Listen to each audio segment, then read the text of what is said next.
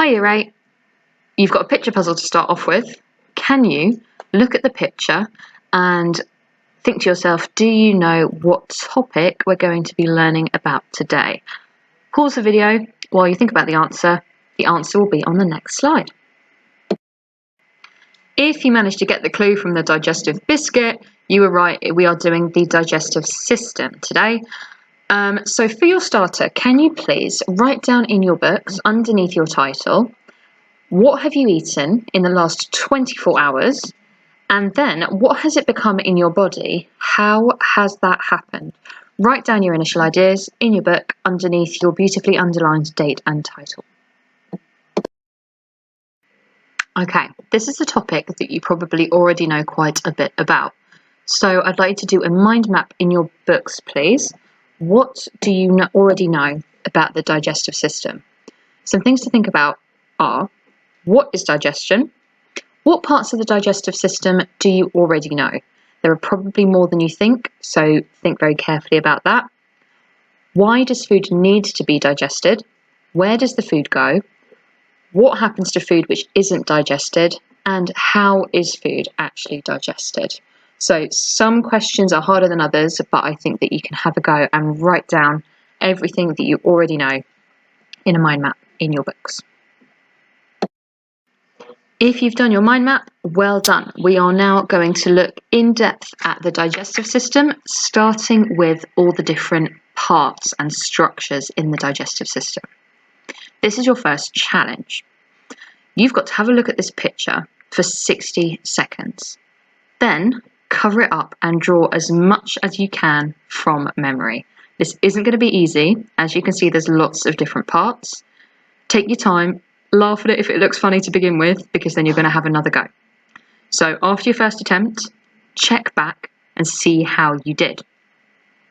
Then look at it again for another 60 seconds, cover it again and see if you can fill in what you missed.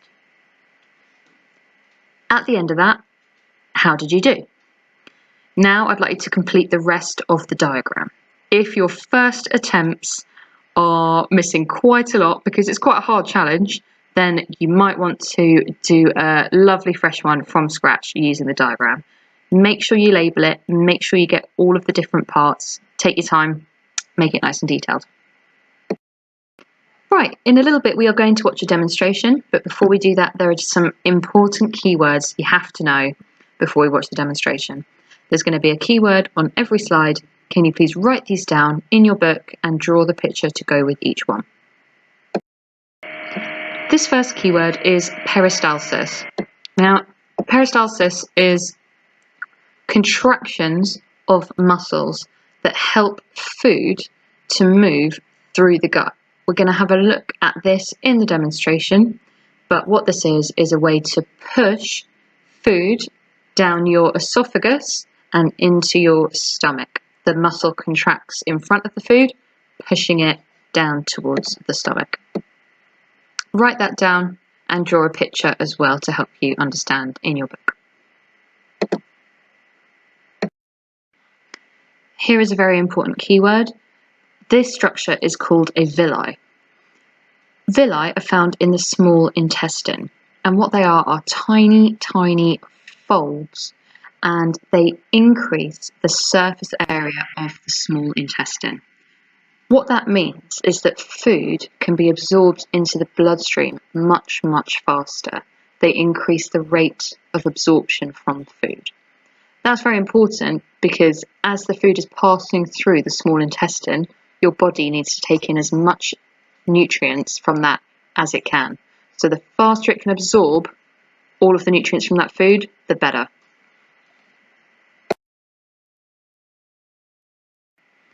This next keyword is enzymes.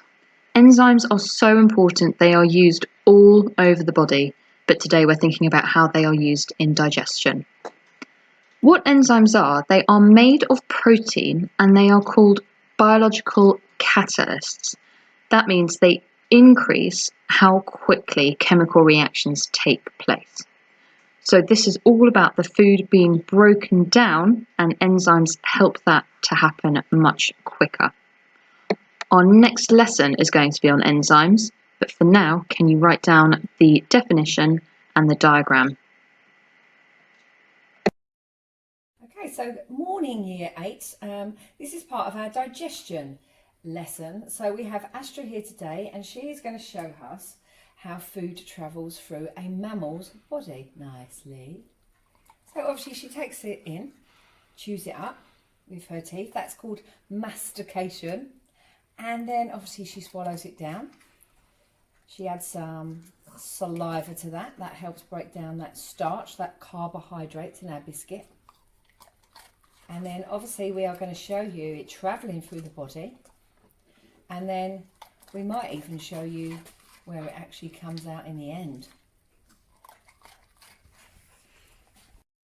Right, hi Year 8, we are going to model the digestive system with our very delicious spaghetti carbonara that we will have had for our lunch. So first step in the digestive system is it's obviously got to go in your mouth. Now this is going to be our mouth today. It's our pestle and mortar. Oh, there goes all the carbonara. This person has not chewed their food yet.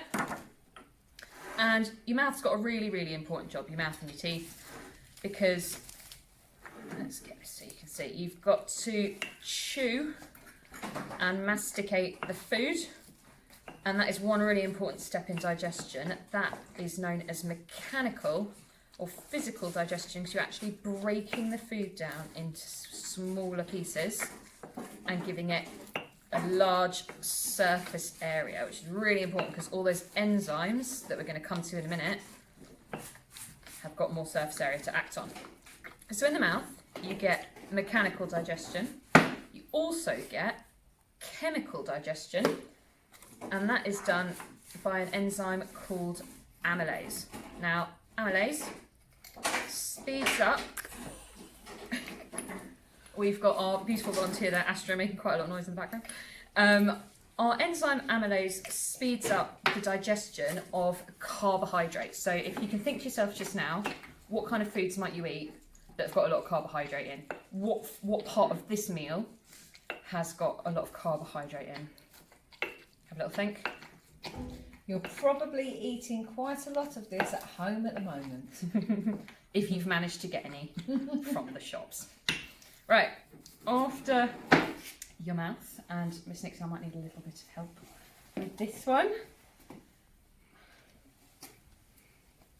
Right, after your mouth, when you swallow,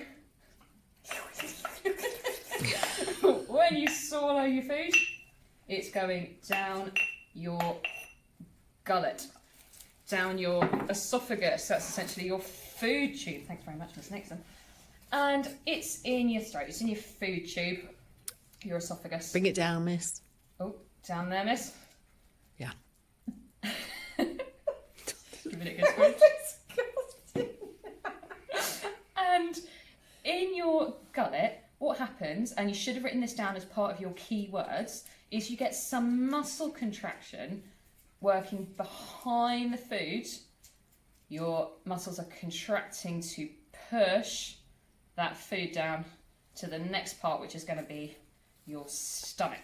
And what's that process called, Miss Moore? That process is called peristalsis. In your stomach, the food then sits, your stomach's like a bag to kind of store this food in while some other stuff happens to it. And your stomach starts churning it around, mixing it up. And at this point, we've got some more enzymes being added. So if Miss Nixon doesn't mind grabbing the protease, and the protease gives you a big clue in the name as to what it might break down. The protease is going to be breaking down protein. So at this point, we'll add some into the stomach.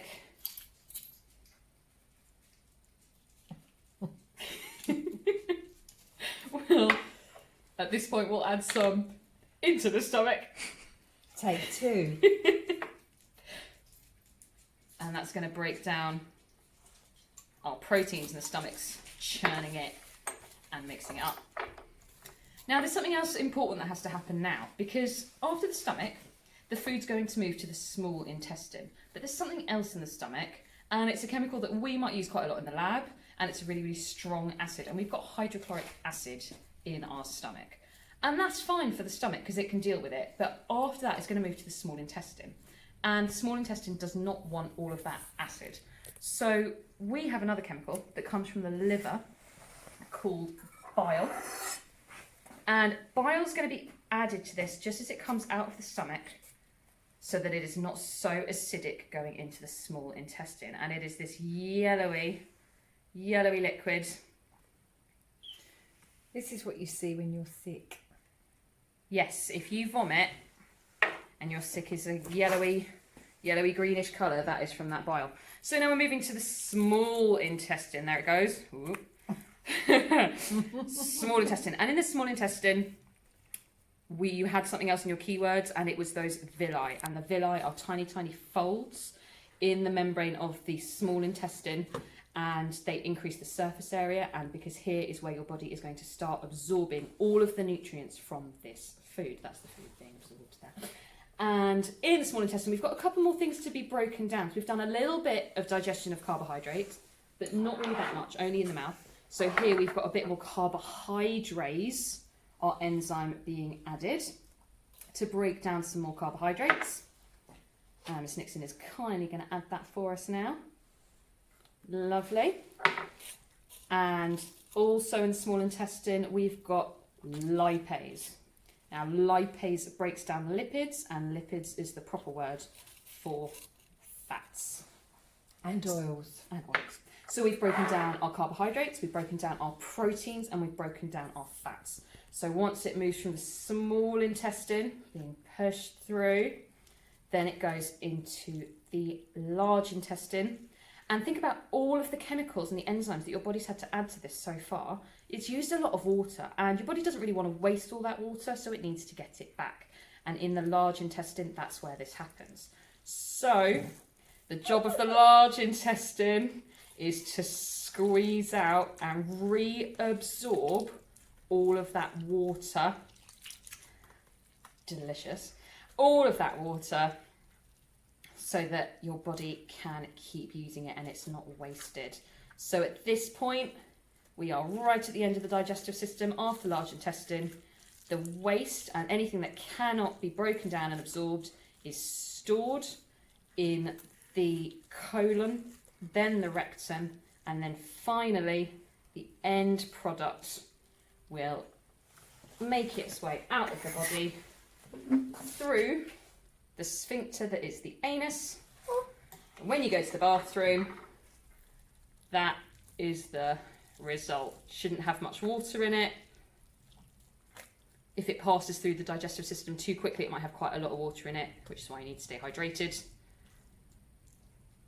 And that is excretion of the feces out of the anus. And here we go, everyone. After it's been through your system, it ends up there. Right, well done Year 8. Now it is time for your plenary. I'd like you to answer these questions in your book, please. Question number 1. Can you put these organs in order to show the journey that food takes as it goes through the digestive system? So you've got stomach, large intestine, mouth, small intestine and colon, but they're not in order. Can you put them in the right one? Number 2, what do villi do? Number 3, where is water absorbed? Number 4, what 2 things happen in the mouth to help digestion? And number 5, what is peristalsis? Have a go at these questions, pause the video and start again when you are done. Alright, how did you get on? The answer for the first one, the journey food takes goes from the mouth to the stomach, then the small intestine, then the large intestine, and then the colon. If you got that right, 2 marks, well done. If you got some of them in the right order, like you put mouth and stomach first, but you got your intestines mixed up maybe, give yourself 1 mark. What do villi do? Remember, really important, they increase the surface area of the small intestine to increase rate of absorption of food. You might have remembered surface area, but you might have forgotten why that's important. Maybe you remembered that it sped up, but you forgot about the surface area. Either way, try to remember both, really very important. Water is absorbed in the large intestine. Two things that happen in the mouth are chewing, which is mechanical digestion, actually breaking that food down, and enzyme action, which is those chemicals coming in to break down the food. Peristalsis is muscle contractions that move the food down the gut. So give yourself a mark, see how you did. If you were only a couple of marks off full marks, that's really, really well done. If you got full marks, absolutely excellent. Really, really good. Well done, Year 8. Now head to Doddle, complete the resources and the mini quiz on the digestive system. After that, it will be the end of the lesson. Well done.